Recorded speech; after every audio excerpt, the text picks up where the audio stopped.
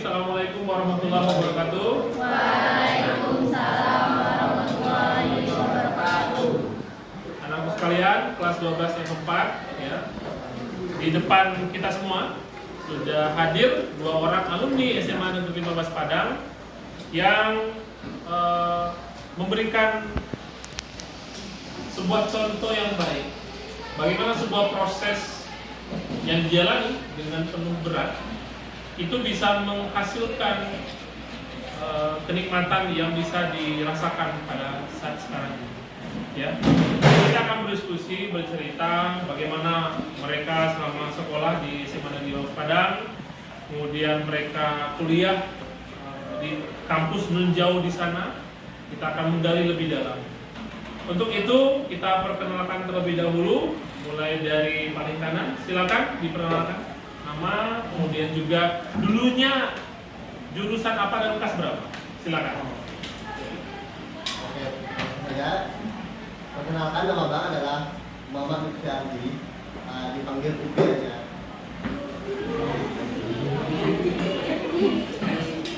Oh enggak, jurus 4 kalau masuk Upi, atau nama Upi. Jadi abang tuh angkatan 2023. Dulu tuh di kelas 12 1 jurusan abang adalah IPS. Nah, di belakangnya kelas ini. Ya, 12 F5 sekarang ya. Iya. Abang tuh lulus di Universitas Negeri Malang. Tangan dulu. Ini seniornya beliau. Oh, tepuk tangan lagi dong. Alhamdulillah abang lulus jalur SMPT, itu jalur undangan.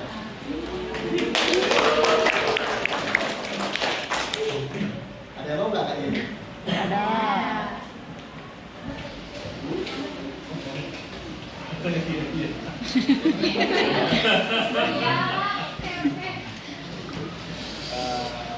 Jurusan abang di UN desain komunikasi visual, tulis singkat yang punya dari tim desain kayak gambar atau 3D gitu. Oke, silakan lanjut lagi yang di sebelahnya. Selamat siang menjelang kembali ya. Selamat pagi menjelang siang. Perkenalkan, nama kakak Suci Aisyah Hansani, biasa dipanggil Uci atau Cici. Jangan tanya pokoknya mana ya, pokoknya belum ada. Kakak dulu berada di kelas 12 I1 sama dengan Bang Lutfi. Dan kakak tamatan tahun 2023. Ini Bang, 2023. Kakak alhamdulillah lulus juga di Universitas Negeri Malang dengan jurusan pendidikan sosiologi. Dan paling istimewa, kakak masuk ke sana melalui pintu undangan. Sama-sama diundang. Yang dipimpin langsung oleh senior kita.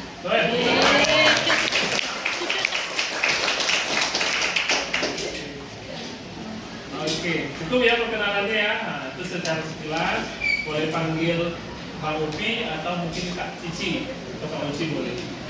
Mereka berdua adalah alumni kalian, ya, alumni SMA 15 Padang yang lolos melalui jalur undangan. Pertanyaan berikutnya adalah ketika sekolah dulu, SMA dulu, tentu 3 tahun ya. Bisa nggak diceritakan apa yang membuat Kak Uci dan Mbak Upi sehingga memperoleh kesempatan untuk menjadi siswa yang eligible di SMA Negeri 15 Padang? Seperti apa yang dilakukan selama kelas 10? Silakan dulu, boleh Kak Uci dulu boleh. Dari kakak dulu ya. Nah, kakak sebenarnya waktu awal masuk SMK ini belum ada bayangan satupun mau lanjut kemana. Yang pertama, karena kakak anak bungsu dan tahulah anak bungsu gimana, anak bungsu perempuan pasti dilarang pergi jauh-jauh sama orang tua. Nah, karena itu kakak kelas 10 belum ada bayangan, ditambah lagi waktu kakak kelas 10 dan 11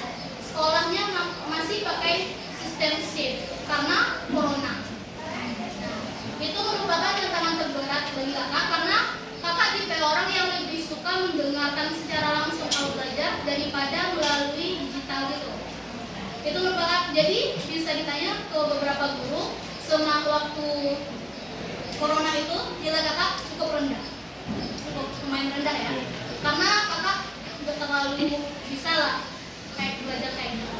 Tapi alhamdulillahnya masuk kelas 12 sudah mulai sekolah seperti biasa lagi, maka di sana kakak kejar target. Tapi waktu kakak menurut masa corona dulu, itu nilai kakak tidak terlalu rendah, cuman apa ya, masih bisa lah untuk dikejar setiap tahunnya. Jadi kalau dari kakak pribadi ya, kakak dari SMP dulu udah menanamkan udah menanamkan ke diri kakak sendiri, nilai tidak harus tinggi tapi harus terus meningkat. Itu prinsip kakak. Jadi walaupun di awalnya nilai kakak rendah, tapi kakak ingin melihat di akhirnya nilai kakak tinggi atau enggak. Itu yang kakak kejar, ingin nilai kakak tinggi. Nah, kalau rata-rata kakak dulu waktu semasa kakak ya, kalau tahun sekarang kakak nggak tahu berapa nilai rata-rata yang diterima di UM, tapi semasa kakak dulu rata-rata kakak 87. Sedangkan UM menerima rata-rata nilai dengan nilai 85. Berarti kakak untungnya cuma 2 nilai. Itu pun karena cuma 2 nilai ya kakak untung. Kalau dilihat kakak searching sendiri itu kemungkinannya sebenarnya tipis kakak bisa lolos di karena nilainya cuma 2 untuk kakak. Sedangkan di atas kakak nilainya lebih tinggi dari sekolah lain. Tapi alhamdulillah dengan kakak yakin dan juga menyerahkan diri lah, istilahnya pasrah ke Allah, alhamdulillah dibukakan pintu yang sangat mudah. Kita fokus dulu ya. Kalau dari Bang Upi gimana? Apa yang dilakukan selama kelas 10 SMA dulu sampai ke kelas 3? Kira-kira apa saja yang dilakukan? Kalau dia apa ya? Kalau untuk kelas 10 kurang lebih sama kita ini. Ya, Karena juga sekelas ya? Iya. Karena juga sekelas lagi, kelas 10. 3 tahun. 3 tahun. 3 tahun. Kelas 10.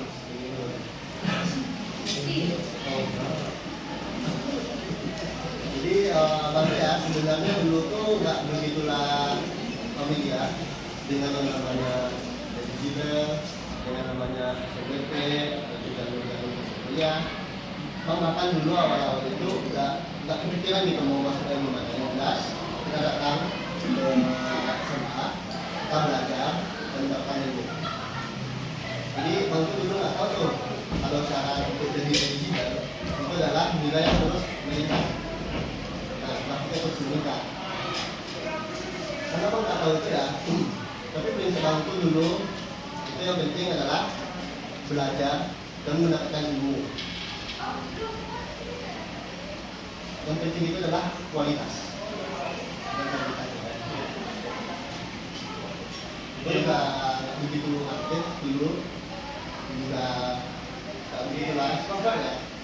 Teman juga tak begitu lah banyak, kadang-kadang saja. Dan apa ya? Oh nilai rata-ratanya di atas tahun sedikit ya, enggak itu antara 88 atau enggak 89 antara dua itu. Itu dulu cukup tinggi ya Pak? Di tengah Bang, di tengah. Di PS. Iya, oh di Iya. iya. 61. Dan apa lagi ya?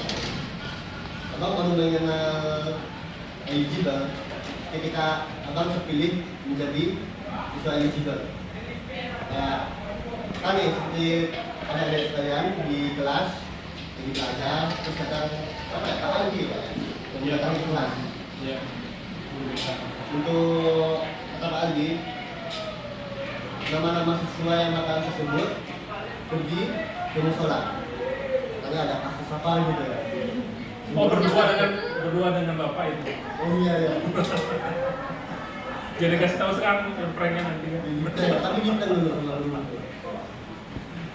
Ya, kita prank dulu satu sekolah. Berdua sama Pak Gus nanti.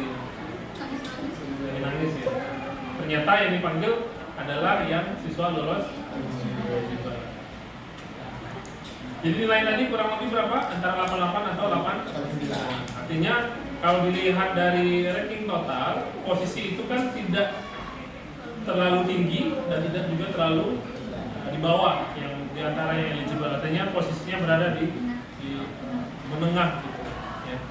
Nah, bagi siswa sekalian ya yang punya keinginan, punya motivasi atau mungkin punya cita-cita baru setelah kehadiran Bang Upi dan Kak Uci, ternyata tumbuh atau muncul keinginan untuk bisa lebih bagus ya. Bagaimana bisa kuliah, bagaimana bisa eligible ya, tentu itu harapan kita semua dan bahkan mungkin itu harapan orang tuanya masing-masing. Nah, sekarang kita pindah setelah dinyatakan lolos di SNMP ya.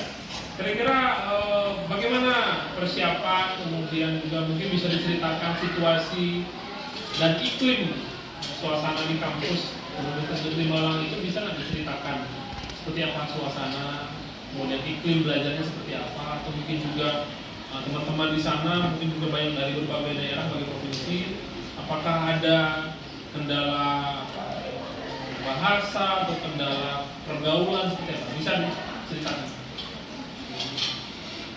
Oke, bagi yang penasaran ya, dan yang mau tahu gimana sih lingkungan di Universitas Negeri Malang itu, dan pastinya di sana itu banyak orang-orang yang jadi penjuru Indonesia, banyak itu Sumatera dan Jawa, Kalimantan, Sulawesi, bahkan ada yang dari daerah timur sana. Dan yang paling mention ya itu adalah lingkungannya yang sangat baik. Baiknya gimana, kayak pertemanan itu gampang didapat, orangnya ramah-ramah, dan yang paling terasa itu mungkin nggak ada yang senioritas ya. Iya. Senior itu bahkan bisa dikatakan teman gitu. Ya, kita katakan teman kelas, katakan sopan ya. Jadi nggak ada yang namanya senioritas yang ngeselin. Dan untuk metode pelajarannya untuk teman-teman itu sangat suportif. Mungkin dalam beberapa kali ada yang budaya aslinya tinggi, tapi mereka tuh dari yang Bang lihat dan dari Bang rasakan tidak ada yang namanya saling menjatuhkan. Suportif gitu. Sportif ya, salah satu yang poin cukup penting yang bisa diambil ya, sportivitas. Dan mungkin kendalanya ya, Bang nggak bisa bahasa Jawa. Langsung ngomong doang, Uci. Itu doang yang tahunya. Tapi sedikit-sedikit akhirnya juga paling tidak bisa memahami ya, walaupun tidak bisa menyampaikan, tapi bisa paham apa yang dimaksud oleh teman-teman. Yang paham. Jadi oleh karena itu teman-teman Jawa Bang itu kayak Bang bisa bergaul gimana? Mungkin awal ngobrol pakai bahasa Indonesia ya, dan Bang juga paham, ikut ketawa. Tapi kalau udah mereka sesama Jawa yang ngomong, kita ngomong bahasa Jawa, Bang hilang. Bang ngomong apa gitu. Jadi kebanyakan teman Bang itu orang yang dari Jakarta yang ngomong bahasa Indonesia, bahkan bahasa Inggris. Itu seperti kendala. Oke. Kalau Kak Uci gimana? Apa yang dirasakan selama awal-awal kuliah di sana? Iklim lingkungannya seperti apa? Iya, kakak cerita dari persiapan kakak di sini Ya, dulu ya, persiapan sebelum terakhir. setelah ada pengumuman lulus itu di sana kakak pikir itu akan lancar, tapi mungkin Allah ngasih ujian dikit lah dengan kan sebelum apa ya, sehari sebelum lulus kakak sempat ngomong ke orang tua kalau seandainya nggak lolos kakak kemana, bisa nggak kuliah kakak gitu kan. Tapi kata orang tua udah kan dulu tanya mama, sedangkan mama kakak cuma diam. Itu kan kakak kayak langsung down gitu kan. Tapi alhamdulillah karena udah ketahuan lulus, jadi lumayan terobati lah rasa itu kan. Terus ternyata itu masih berlanjut kendala kakak itu kan. Ternyata pas kakak udah bilang orang tua, alhamdulillah keterima di PM kata kakak kan. Dan mungkin biaya di sana mungkin pemikiran kakak dulu biaya di sana itu mahal, tinggi biaya hidup di sana. Ternyata sesuai lah di kantong orang tua,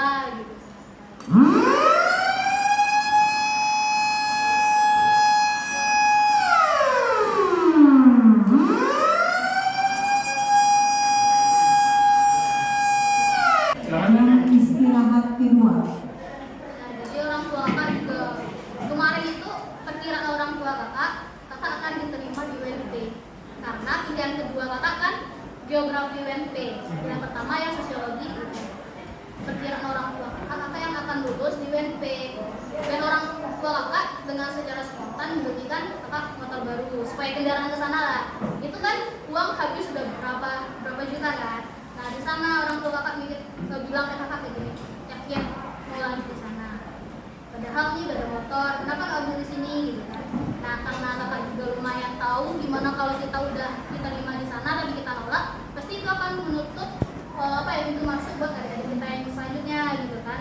Jadi kakak bilang orang tua kakak, kalau kakak nggak ngambil ini, pertama guru-guru pasti kecewa dan perjuangan kakak pasti akan sia-sia gitu kan. Jadi akhirnya kakak yakin orang tua, kakak bilang coba aja dulu, Allah itu kan pasti tahu gimana yang terbaik buat kita dan buat rezeki buat anak itu udah ada, sekarang itu udah ada. Dan alhamdulillah kakak jadi berangkat ke Malang. Dan suasana di Malang menurut kakak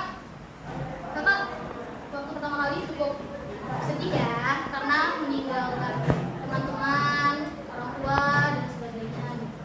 Tapi seiring berjalannya waktu, kakak mulai nyaman di sana karena kakak tipe orang yang kakak ekstrovert, tapi kakak tidak terlalu suka kalau orang banyak kenal kakak. Jadi pas nyampe Malang kan orang banyak, tapi kan dia nggak kenal kakak. Jadi kakak suka kayak gitu, makanya kakak nyaman di sana. Dan akhirnya pas masuk kuliah, kakak punya teman-teman baru dari kan kita biasa itu ada 3 ospek kan, ospek universitas, ospek fakultas, dan ospek jurusan. Nah pas di universitas kakak ketemu teman-teman baru dari MIPA, pokoknya dari luar fakultas kakak. Dan pas ospek fakultas kakak juga lebih banyak dapat teman. Dan pas jurusan itu malahan lebih dapat teman itu banyak. Di sana kakak baru ngeliat kayak, oh ternyata orang luar Sumatera kayak gini ya, lebih humble sama kita, lebih nganggap kita saudara gitu. Padahal kan kakak istilahnya pendatang di sana, tapi mereka kayak ya nggak apa-apa sih, ikut aja, ikut kesini gitu. Kan kadang orang tua kakak juga suka kayak kirim transferan telat gitu kan, sampai kadang kakak makan dibayarin teman-teman. Terus kakak bilang kan, ini tunggu transferan masuk dulu ya baru aku bayar kan. Terus kata dia kayak udah tenang aja, nggak usah dipikirin gitu. Tapi karena kita orang Sumatera pasti rasa-rasa kita ada lah gitu. Nah itu yang kakak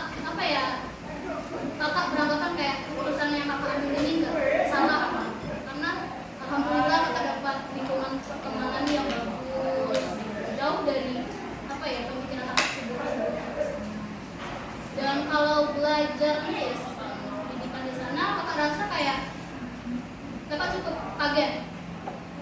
Ini bukan bukan kakak mendengar kamu kakak sendiri bukan, tapi kakak lihat ini jujur ya, kakak ngomong pendidikan di sana lebih bagus, lebih berkualitas. Dan kita kan kalau kita biasanya pasti akan memandang segala sesuatu dari apa yang kita lihat. Dan kakak melihat di sana kayak dari hal yang paling kecil lah, cara berpakaian dan SMK di sana itu benar-benar kayak bikin kakak wow, itu bagus ya. Kelihatan walaupun kakak nggak tahu dia SMK-nya di dalamnya di mana, tapi dari cara pakaian dia kayak wah, ini kayaknya bagus. Kenapa kakak bisa bilang kayak gitu? Pertama kan karena kakak orang sosiologi, jadi itu dia orang yang suka mengamati. Jadi kalau di Malang itu anak SMK itu rapi-rapi, baik cewek maupun cowok. Dan yang cewek, kalau kita di sini kan bajunya keluar, ya kan? Kalau di sana bajunya masuk ke dalam, pakai sabuk, pakai ketinggi, dan pakai almet masing-masing. Kalau di sini kan yang pakai almet kan OSIS ya, OSIS atau MPK. Di sana enggak, hampir semua sekolah rata-rata punya ciri khas sendiri, hampir sama lah kayak kuliah punya almet masing-masing. Dan dari sana pas kakak udah belajar pun waktu kuliah kayak mungkin agak kaget karena cukup ambis-ambis orang sana, tapi bukan nggak ada yang terlalu ambis menjatuhkan, itu nggak ada. Ambisnya ambis sehat. Kalau kamu mau nilai kamu bagus, ya kamu juang sendiri gitu. Nggak ada yang saling menjatuhkan. Itu sih yang positifnya buat kakak. Terima kasih ya Kemudian yang bagian terakhir barangkali dari Bang Upi dan Kak Uci ada pesan atau mungkin juga kata-kata motivasi untuk adik-adik juniornya di SMA Lukas. Silakan. Siapa dulu? Motivasi ya. Yang tadi boleh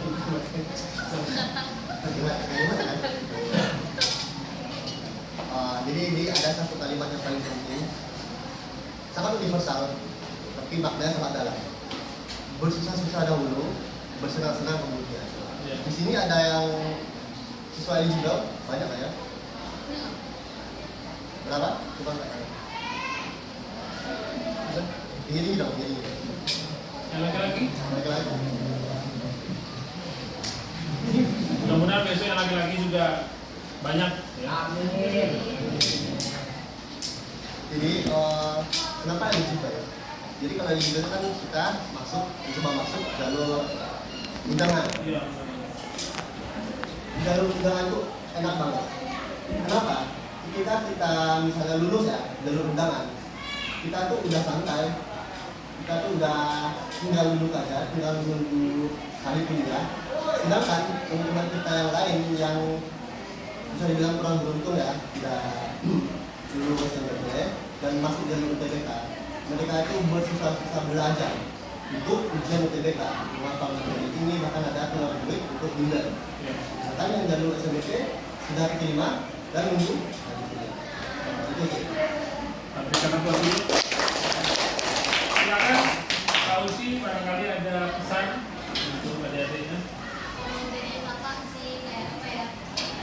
Jangan berkecil hati kalau pintu satu ini sudah terbuka buat kalian. Tapi kalian harus mencoba mencari pintu yang lain. Karena keberhasilan itu bukan berasal dari satu pintu.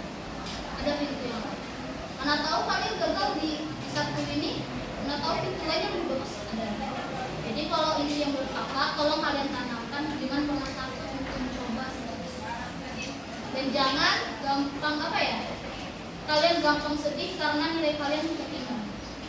Karena itu pasti kalau dari nilai ya, nilai pasti bertahap. Karena manusia itu berubah. Pasti selalu ada perubahan pada diri manusia. Jadi kalian jangan terlalu berkecil hati jika kalian nilai kalian rendah. Tapi terus berjuang memikirkan gimana supaya itu nilai itu meningkat. Jadi jangan lihat sekarang, tapi lihat ke depannya. Karena kalau nilai kita jatuh sekarang, kita cuma melihat, oh nilai kita jatuh, teman-teman kita tinggi. Apa mungkin teman kita yang nilai tinggi sekarang ke depannya akan tetap tinggi? Belum tentu kan? Apa tetap nilai kita jatuh terus? Enggak juga kan? Karena manusia berubah, maka dari itu kalian harus tetap berusaha walaupun ada kendala lah sedikit gitu, tapi harus tetap berjuang. Apalagi terkait nilai ya, karena nilai mungkin SMK kelas 12 ini udah takut ya kalau masalah nilai sekarang. Apalagi yang udah eligible pasti akan takut juga gimana tesnya ke depan, gimana masuk kuliah, gimana ini. Kalau menurut kakak itu jangan terlalu dipikirkan sekarang, tapi kalian berusaha dulu. Karena usaha tidak akan membiarkan. Oke, kita berikan satu dulu ya. Oke, silakan ada tambahan dari Bang Upi, Ini silakan. kata-kata motivasi ya Pak? Iya, kata motivasi boleh. Jika kalian tidak mendapatkan suatu kesempatan, karena memang kesempatan itu tidak datang 2 kali. Kesempatan itu datang cuma sekali. Tapi janganlah berhenti mencoba, berusaha. Karena kesempatan itu akan datang pada orang yang tidak pernah begini.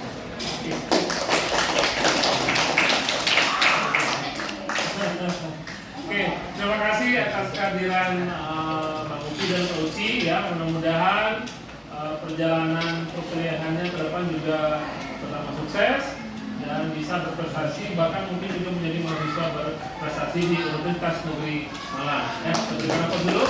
Terima kasih atas kehadiran. Baik, anak-anak sekalian, itu saja kegiatan pertemuan kita pada siang hari ini. Ya. Barangkali mungkin ada yang ingin ditanyakan, silakan. Satu pertanyaan saja, silakan. Pertanyaan bebas, pas silakan. Dari Raza barangkali ada. Sikri, Isan, oh ada, silakan dari Alia. Kakak dapat SNBT tahun 2023. Kalau itu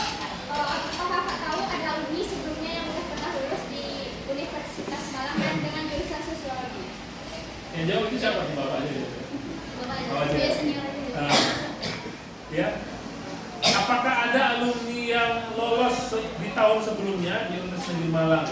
Jawabannya adalah mereka bertiga dengan Kak Latifah adalah alumni SMA 15 Padang yang lolos pertama kali di Universitas Negeri Malang. Ada tambahan lagi? Tidak. Itu jawaban yang tepat, efektif dan langsung mengena. Jadi artinya apa? Walaupun mungkin barangkali tidak ada alumni di satu kampus tersebut, kalau seandainya pemilihannya sesuai dengan apa yang kita punya, yaitu nilai, maka insya Allah keyakinan kita akan lolos pada kampus tersebut pasti tercapai. Dan ini buktinya. Ya, itu saja kalian. Terima kasih ya.